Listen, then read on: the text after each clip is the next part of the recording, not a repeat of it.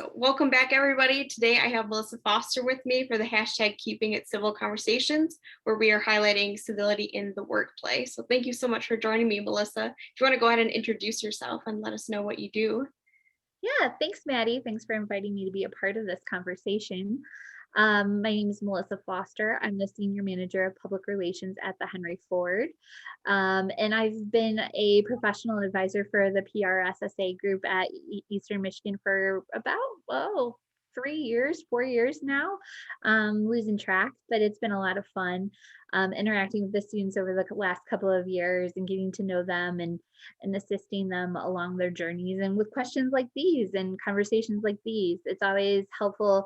I feel like as much as I hope I'm helping you guys, you are helping me in terms of what's going on from a younger generation perspective as well. So Yeah, well, thank you so much. So we'll get right into the questions. So we've been doing what is civility is our first week. Second week is civility in the classroom. This week is civility in the workplace. So I was going to ask you some questions about how to practice civility in the workplace. So why is practicing civility or respect in the workplace so important?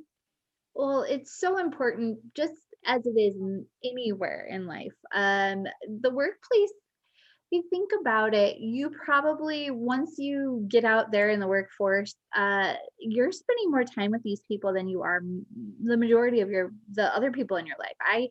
I talk to my boss probably more than I talk to anybody else. I talk to her every day almost, except for on the weekends. Sometimes that changes, but um, you have to be able to build relationships with these people and understand where they're coming from, and in a professional way, but also in a way where you can develop some empathy, because again, you're seeing these people every day, you're interacting with them every day.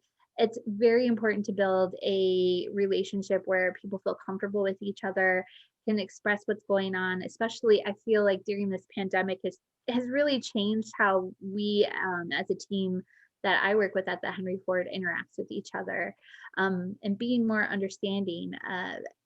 Just with all the changes that's happened in the last year, a lot of people are going through a lot of things. So Mhm. being able to understand what other people are going through and be empathetic to that is super important. Yeah, because I mean, it is just your job, but then also you're interacting with them. So you have these relationships, and in order to work together better, you need to have some mutual respect. So that's really Res- important. So how can Respect and understanding go a long way. yes, yeah. Yeah. So how can employers ensure that workers are able to express conversations which upset them? So I think especially things that have come up during the again this past year. I feel Mhm. like so much has happened in the past 12 Mhm. months in terms of difficult conversations, things that are happening outside of the workplace but Yeah. can kind of be brought in, right? Mhm. Under being being civil to each other is so important. And while I might not have the same views about what's happening out there politically as the person next to me that I'm Mhm. working with, it's important to listen and to understand where they're coming from. Yeah. Because without that, you can't grow as a person, and you also won't be able to work with them in a beneficial way. Sometimes when we see things differently than each other, it can be challenging. But I think as employers, it's important to bring up those opportunities to talk about those differences and talk about compromise and how we can move forward.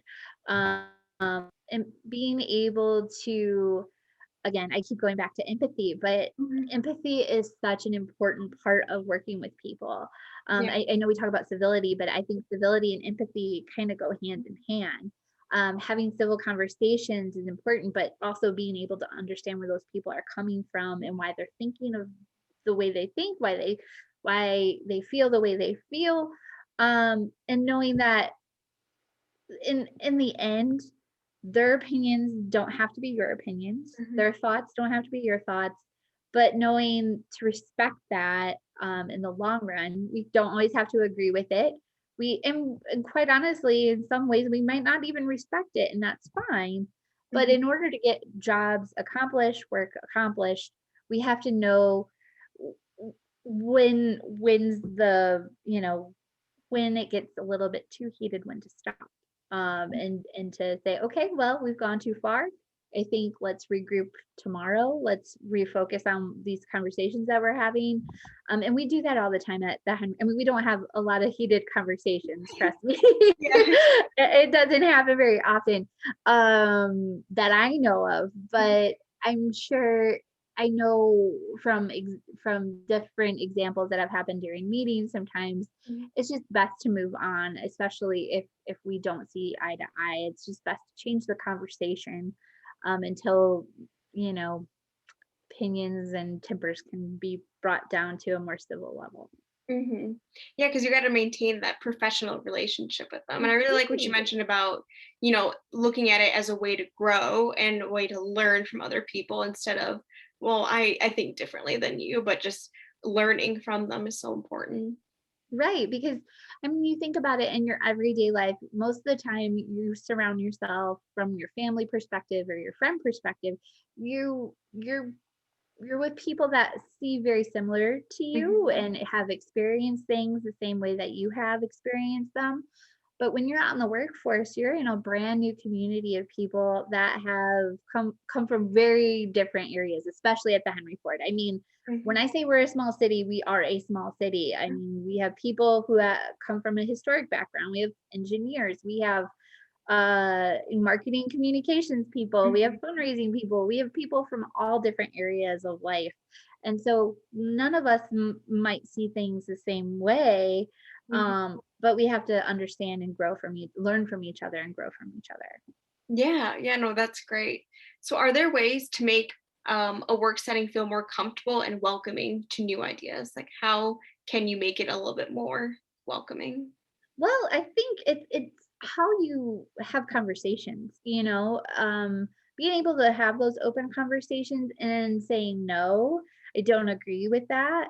Saying, thank you for sharing that. Mhm. Thank you for expressing that. Thanking people for expressing their opinion as opposed to arguing with them. Yeah. Um, I would say setting it off on like an optimistic, positive, using more positive words is always important in any conversations we have, Yeah. especially from a PR perspective. Negative talk, I mean, it's going to happen, right? But I think being able to continue to have that professional tone Mhm. and say, okay, I know we're having an uncomfortable conversation. I mean, we have uncomfortable conversations a lot at the Henry Ford. One of the things that always comes up is Henry's anti-Semitism, and it's not a comfortable conversation sometimes that we have because many of us, and well, all of us, obviously never knew Henry. Yeah. We didn't work with Henry. Mhm. We don't see things the way that Henry did back in 1929, obviously. So, but we also have to be honest about those feelings and those opinions that he had and not hide them, but be more open to conversations about them and why they're wrong and why we in society today shouldn't Mm. feel and think that way. Why it's important to learn and grow from mistakes that our founders have made. Because quite honestly, uh, it's just sometimes those uncomfortable conversations are just going to come up, but you have to know that it's important to, face them and be honest about them. And so I would say in terms of dealing with uncomfortable conversations and being able to make them more comfortable is setting like boundaries and honesty Yeah. boundaries for sure. Yeah. Yeah, I didn't even think about that. If you're working somewhere, you are representing your company and they might not have the same views as you. And then that does kind of make it tricky when you have conversations about it. So I didn't even think about that angle. Yeah, I would say there's a lot of uncomfortable conversations you can have on the Henry Ford Museum floor anytime. I mean, you go through with Liberty and Justice for All, and pretty much a lot of the ugliness that has happened in our country's history is there on display every day, Yeah. for us to recognize and have those open and honest conversations about. Sometimes, again, people are not going to always see eye to eye and agree um, with the way history has turned around and changed over time, but it's important to learn from those experiences and those conversations. Yeah. Well, thank you so much for getting together with me and doing this interview. I really appreciate it. You did a wonderful job. Well, thank you. Thank you for asking me a part of it. I hope this was helpful, and I'm always here for tough questions. I might not always have the right answers, but I'm always happy to discuss. Yes, but it's good to be a part of the conversation and have these kind Right. of talks too. So thank you so much.